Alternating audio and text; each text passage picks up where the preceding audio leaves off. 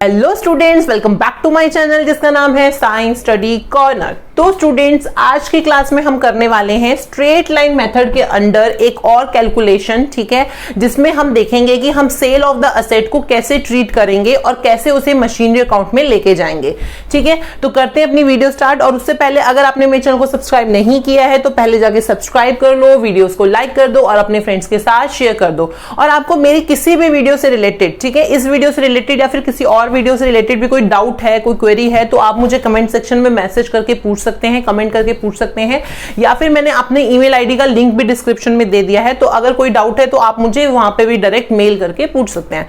ठीक है, तो सेल ऑफ द असेट जो है वो मैं आपको एक क्वेश्चन के थ्रू समझाऊंगी सो दैट आपको अच्छे से और क्लियर हो जाए। ठीक है, तो सबसे पहले हम क्वेश्चन पढ़ लेते हैं। A company purchased machinery costing 1 lakh rupees on 1 अप्रैल 2014। ठीक है, तो 2014 में उन्होंने मशीनरी खरीदी, तो इट मींस क्या हो रहा है, हमारा मशीनरी अकाउंट बन रहा है। ठीक है, असेट में क्या बन रहा है, हमारा मशीनरी अकाउंट। अब हमने मशीनरी परचेज करी तो हम उसकी एंट्री क्या कैसे करते थे, तो हमारी एंट्री होती थी machinery account debit to cash. तो हम यहां पे एंट्री कर देंगे इसकी 1 अप्रैल 2014 को हमारी ये ट्रांजेक्शन हो रही है। अब हम यहां पे ले लेते हैं सबसे पहले टू कैश अकाउंट। ठीक है, कितने की मशीनरी खरीदी है, 1 लाख की।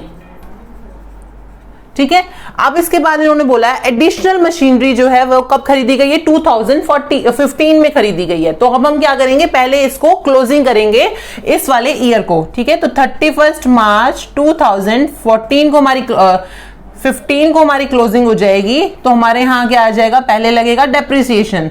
ठीक है, तो बाय डेप्रिसिएशन अकाउंट, तो क्या एंट्री हमारी होती थी, depreciation on asset account debit to asset. ठीक है, तो हम यहां पे अब हमें परसेंटेज डेप्रिसिएशन की क्या दे रखी है, इन्होंने बोल रखा है डेप्रिसिएशन जो है वो 10% लगाना है। ठीक है, 10% डेप्रिसिएशन लगाना है और स्ट्रेट लाइन मेथड के थ्रू लगाना है। तो स्ट्रेट लाइन मेथड में तो हमारा डायरेक्ट वही लगेगा। तो 10% हमारा कितना हो गया, 1 लाख रुपीज का 10,000। ठीक है, अब इसके अलावा हमारे पास कोई ट्रांजेक्शन नहीं है। ठीक है, तो हम इसका बैलेंस निकाल लेते हैं। तो ये बैलेंस हम यहाँ पे इक्वल करके चलेंगे। तो यहाँ पे हमारा 1 लाख हो गया, यहाँ पे भी 1 लाख हो गया। हमारे पास क्या आ रहा है, बैलेंस क्रेडिट डाउन 90,000 रुपीज। तो इस बैलेंस को हम कहाँ ले जा रहे हैं, यहाँ पे। तो यहाँ तो 1 अप्रैल 2015 को हमारे पास कितना बैलेंस आ रहा है, यहाँ पे टू बैलेंस ब्रॉट डाउन कितना आ रहा है, 90,000। ठीक है, अब हमें यहां बोला है कि 1 अक्टूबर 2015 में हमें एक और मशीनरी खरीदी है। तो यहाँ पे 1 अक्टूबर 2015 को हमने एक और मशीनरी खरीदी। तो टू कैश अकाउंट कितने की खरीदी है हमने, 20,000 की।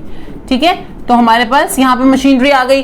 अब हमें इस पे भी डेप्रिसिएशन लगाना है। तो पहले तो हम नॉर्मल जो दूसरा हमारा 31 मार्च 2016 में हम क्लोजिंग करेंगे।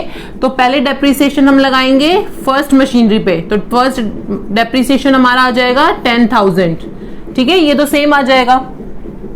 अब दूसरी मशीनरी पे हम कितना लगाएंगे, इस पे भी हमें 10% ही लगाना है डेप्रिसिएशन, बट यहाँ पे इन्होंने 1 अक्टूबर से खरीदी है। ठीक है, तो 1 अक्टूबर से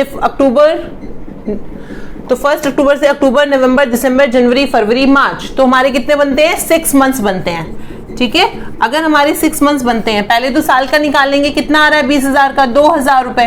ठीक है, साल का हमारा 10% के हिसाब से 2,000 आ रहा है। इसको हम क्या कर देंगे, 6/12 कर देंगे। अगर यहाँ कितने भी मंथ होते, यहाँ 3 होता तो 3/12 हो जाता, 9 होता तो 9/12 हो जाता है। ठीक है, तो अब हमें 6 मंथ्स का निकालना है। तो ये हमारा हो जाएगा 1,000। ठीक है, तो यहां हमारा आ जाएगा 6 मंथ्स का 1,000 डेप्रिसिएशन। तो टोटल हमारा डेप्रिसिएशन यहां हो गया 11,000 rupees by balance credit down. तो फर्स्ट मशीनरी का बैलेंस कितना बचा, यहाँ 90,000 था, यहाँ 10,000 लेस हो गई तो 80,000 तो हमारा बचा फर्स्ट मशीनरी का बैलेंस। दूसरी हमारी 20,000 की थी और 1,000 रुपीज उसमें डेप्रिसिएशन लग गया तो 19,000। तो ये हमारा हो गया 99,000। ठीक है, यहां तक तो बिल्कुल सिंपल है, क्लियर है। यहां पे हम क्या कर देंगे, इसकी बैलेंसिंग। तो बैलेंसिंग यहां पे हमारा आ रहा है 1,10,000। ठीक है, यहां पे भी हम लिख देंगे 1,10,000। ओके, अब हमें देखना है इस बैलेंस को हम ले आए यहां पे। तो हमारा आ गया 1 अप्रैल 2016 को हमारा बैलेंस क्या है, to balance brought down, first का कितना है 80,000 और दूसरी का कितना है 19,000, तो यहां हमारा टोटल था 99,000। ठीक है, क्लियर। अब हमें इन्होंने बोला है 1 अक्टूबर 2015 पे हमने जो मशीनरी खरीदी थी वो हमने 2017 को बेची है, तो 70 हमने 16 में और कोई ट्रांजेक्शन नहीं करी है, तो हम क्या करेंगे यहाँ पहले 16-17 वाले की क्लोजिंग करेंगे। तो तुम्हारे यहाँ आ जाएगा टू डेप्रिसिएशन अकाउंट, तो पहले पे लग जाएगा 10,000 रुपये, दूसरे पे कितना लगेगा 2,000, क्योंकि यहाँ हमने 6 मंथ्स का लगाया था, यहाँ में पूरा लगाना है, तो 12,000 हो गया। ठीक है, अब हम कर देंगे बैलेंस क्रेडिट डाउन, फर्स्ट का कितना हो जाएगा 80,000 में से 10 गए 70,000। ठीक है, 19 में से 2 गए 17,000, तो ये हमारा हो गया 87,000। ये बैलेंस हो गया हमारा 99,000 और ये भी हमारा बैलेंस यहाँ पे इक्वल हो गया 99,000। ठीक है, यहां तक क्लियर है। अब हम इस बैलेंस को यहां ले लेते हैं, तो 1 अप्रैल 2017 को हमारे पास कितना बैलेंस था, फर्स्ट हमारी मशीनरी का 70,000 था और सेकंड मशीनरी का हमारा 17,000 था। ठीक है, ये बैलेंस हमारे यहाँ आ गया। अब हम देखते हैं नेक्स्ट हमें क्या करना है। मशीनरी परचेज्ड ऑन 1 अक्टूबर 2015, जो हमने यहाँ पे 20,000 रुपए की मशीनरी खरीदी थी वो हमने 30 सितंबर 2017 को है कितने में बेच दी, 12,000 में बेच दी। ठीक है, तो हम इसकी थोड़ी सी रफ में कैलकुलेशन कर लेते हैं, फिर हम देखेंगे कैसे उसको एंट्री करनी है हमें मशीनरी अकाउंट में।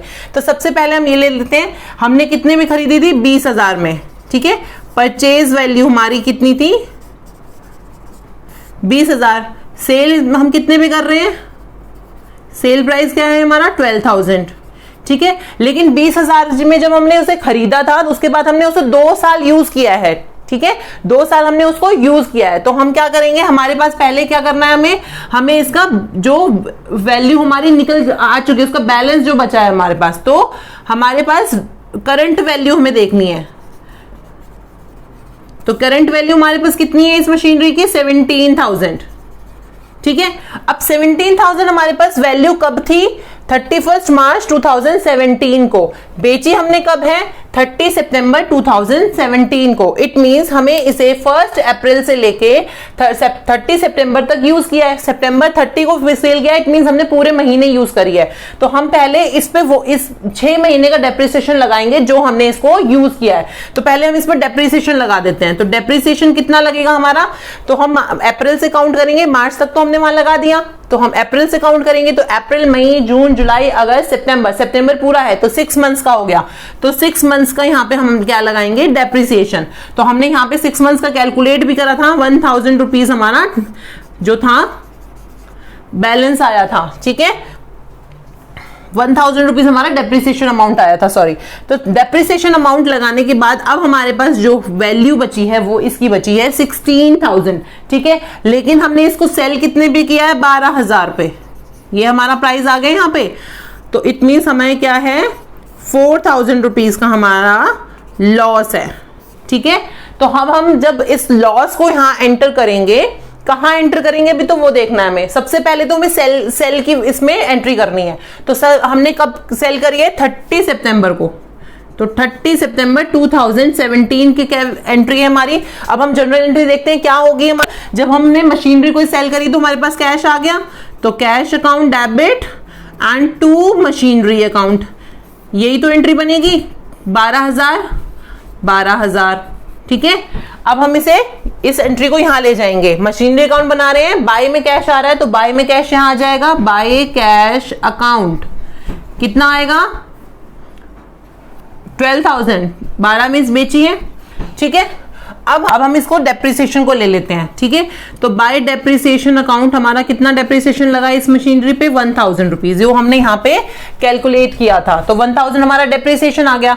अब हम क्या करेंगे, इस लॉस को भी जो है हम यहाँ पे लेके जाएंगे, तो लॉस को जब हम लेके जाएंगे तो हमारी जनरल एंट्री क्या होती है, ठीक है, loss on sale of machinery account debit, ठीक है, टू मशीनरी अकाउंट, मशीनरी पे हमें लॉस हो रहा है।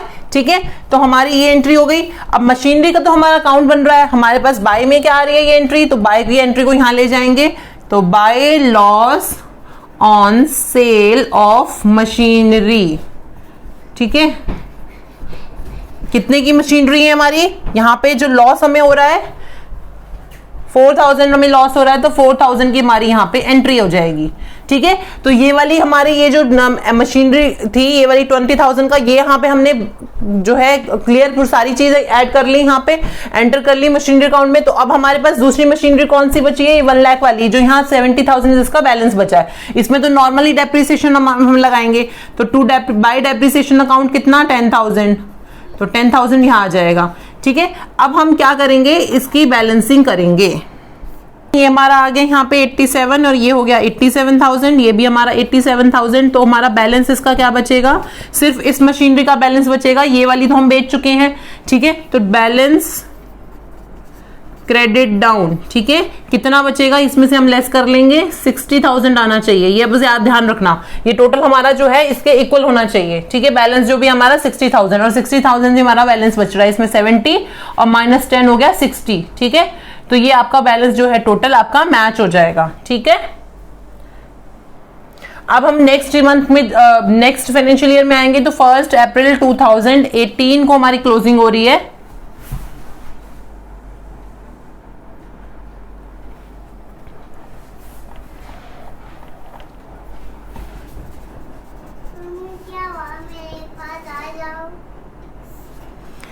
थर्टी 31 मार्च तक हमारी क्लोजिंग हो गई, तो 1 अप्रैल 18 को हमारा बैलेंस आ जाएगा। कौन सा बैलेंस आएगा, इस मशीनरी का क्रेडिट डाउन, ब्रॉड डाउन, कितना हो गया हमारा यहाँ पे 60,000। और इस ईयर में हम कौन सा डेप्रिसिएशन लगाएंगे, सिर्फ एक ही मशीनरी पे डेप्रिसिएशन लगेगा हमारा। तो बाय डेप्रिसिएशन अकाउंट कितना हो गया हमारा 10,000। ठीक है, और बाय बैलेंस क्रेडिट डाउन कितना आ गया हमारा 760 में से 10 गए हमारा 50,000। ठीक है, तो ये हमारा इक्वल हो गया। ठीक है,